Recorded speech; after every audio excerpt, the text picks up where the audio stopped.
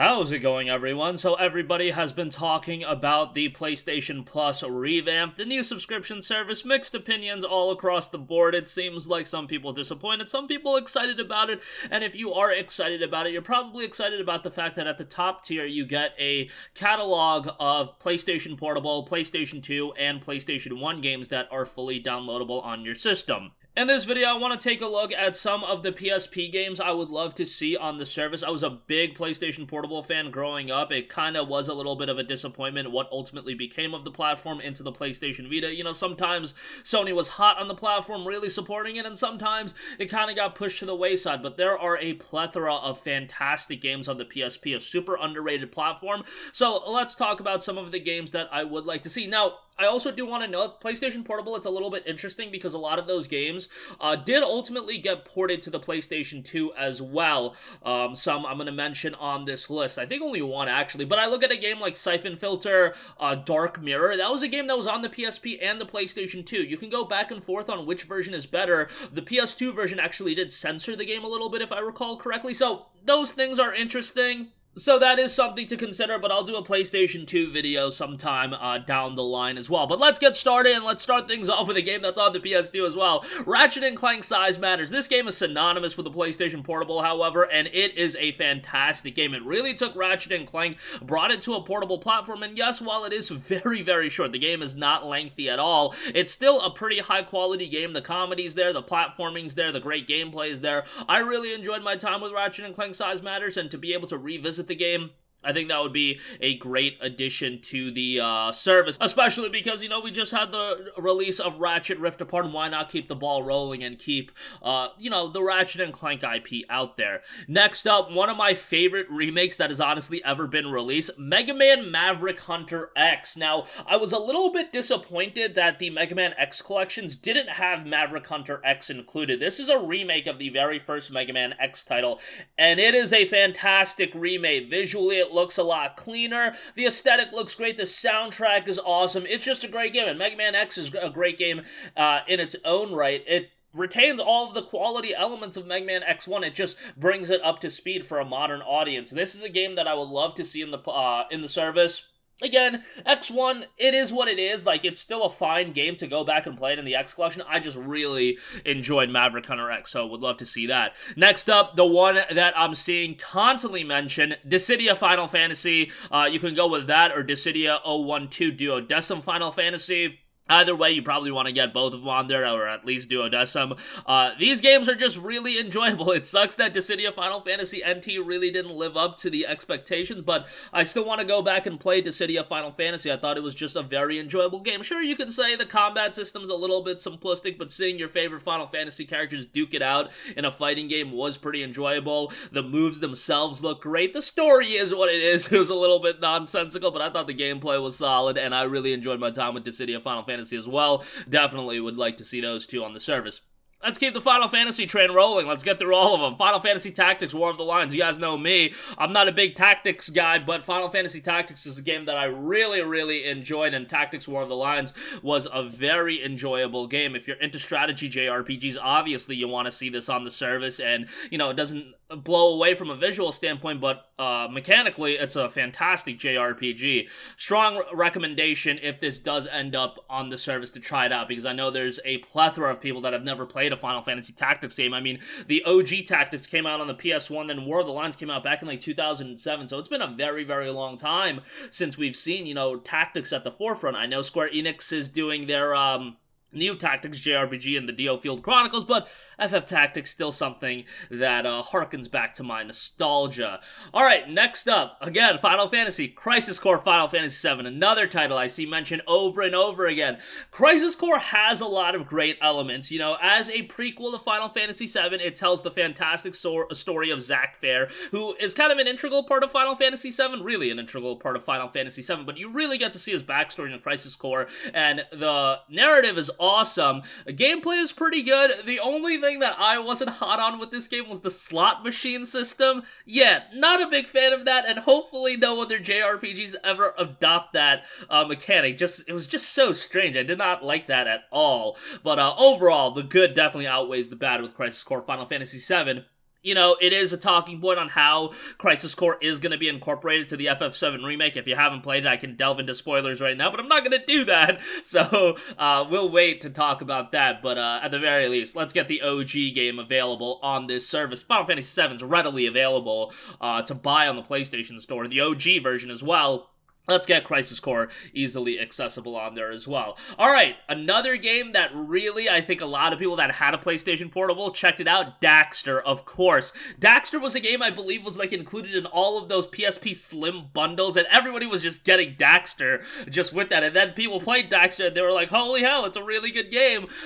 You know, throw in Secret Agent Clank in there as well. Daxter is definitely the stronger game of the two in my opinion, just a very good platformer, very charming, and you know, let's get Jack and Daxter back in there. Just a fantastic IP that isn't being utilized. At least let people play Daxter on this service.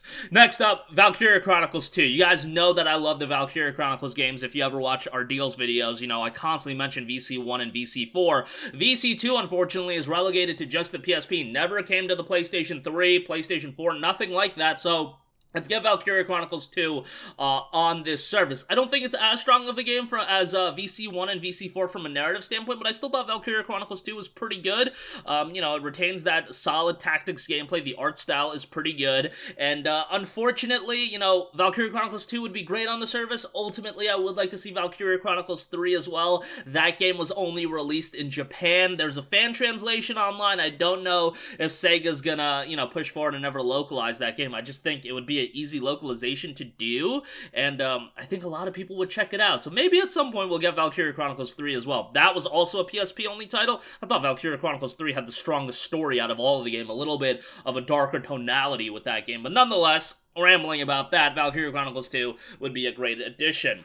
Next up, Resistance Retribution, a game that I talk about here and there whenever I talk about Resistance, but Retribution is a sleeper gem. You know, it came out a little bit deeper into the PlayStation Portable's life, and at that point, people kind of checked out of the PSP, but Retribution was a fantastic shooter. It's a third-person shooter with a really, really strong story. You know, you can't do the multiplayer anymore. The multiplayer was pretty good when it was available. I mean, I don't know how you would do it. Maybe they could do it. But yeah, Resistance Retribution is a solid game, solid shooter, and I'd love to go back and check it out. Visually, it wasn't like a blow-away game, but, you know, fairly decent for the PSP, and yeah, another game I would like to see on there. Next up, another game I imagine people want to see, Grand Theft Auto Chinatown Wars. You know, there's Liberty City Stories, Vice City Stories, those are also on PS2, excuse me. But Chinatown Wars was a really strong game. This game originally released on the DS, then it got like a revamped release on the PSP. It was pretty good on the PSP, and yeah, top-down GTA, still bloody, still very, very enjoyable with open environments and a decent bit of content, so GTA Chinatown Wars definitely a slam dunk addition it would be. Next up, Shin Megami Tensei Persona 3 Portable. Looking at Twitter, another game people want to see. You know, Persona 3 FES, that should absolutely be in the PS2 lineup of games as well, if Sony can figure that out. But Persona 3 Portable was also a good variation of Persona 3. I know some people that like Persona 3 Portable better than FES. I personally like FES better, but yeah, P3P is definitely a game that's a slam dunk addition to this lineup, and there are also the Persona 1 and 2 remakes, or remasters, whatever you want to call them. Yeah, you can throw those in as well. Those aren't as well received as, you know, Persona 3 and the games beyond Persona 3, but yeah, why not throw those in there as well? They're not that bad. They would be pretty good additions as well. Alright, Metal Gear fans. Metal Gear Portable Ops and Metal Gear Peacewalker. Obviously, two additions that need to be there. Peacewalker, of course, was remastered on the PlayStation 3, but we all know how Sony feels about the PlayStation 3. It's just gonna go to the wayside. They're never gonna create emulation at this point, even though they clearly have the resources to do so. At the very least, let us go back and play Metal Gear Peace Walker through the service, and let us download the PSP version. Yes, the visuals are not going to be, you know, improved or anything like that, but it's still a great game, and I'd love to check it out. Again, it's just unfortunate that to PlayStation fans, this game is getting lost to the wayside, and I believe it's a part of Xbox backwards compatibility on Xbox One and Series X, so they're doing it. At least give us the, you know, the lesser version through this PSP service, so through the downloadable games with PSP. Peacewalker's a fantastic game, and I'd love to see that. Portable Ops is pretty good as well, not as good as Peacewalker, but definitely would be a solid addition. Lastly, another pair of games that got remastered onto the PlayStation 3, but yeah, nobody trying to stream these games. God of War Chains of Olympus, God of War Ghost of Sparta, very, very short titles with the original God of War playstyle, of course, but they're still very enjoyable games. You know, if you want to get in, have a solid 6 to 7 hour experience, maybe even shorter than that as far as Chains of Olympus is concerned. They're quality titles. I had a great time with Chains of Olympus back in the day, and I'd like to check it out again. You know, and Ghost of Sparta was pretty good as well. It's just more God of War. Having God of War is definitely never a bad thing. So that's gonna do it for me. Those are just some of the games. There are a ton more games that I could want. You know, some people may want like Gran Turismo, the PSP version of Gran Turismo or something like that. Some people may want was it Bravely Story? Yeah, that game, the JRPG. There's a lot of games on the PSP. Not all of them are coming to me right now, but these are the ones that I thought of that really stuck out to me that I'd love to see.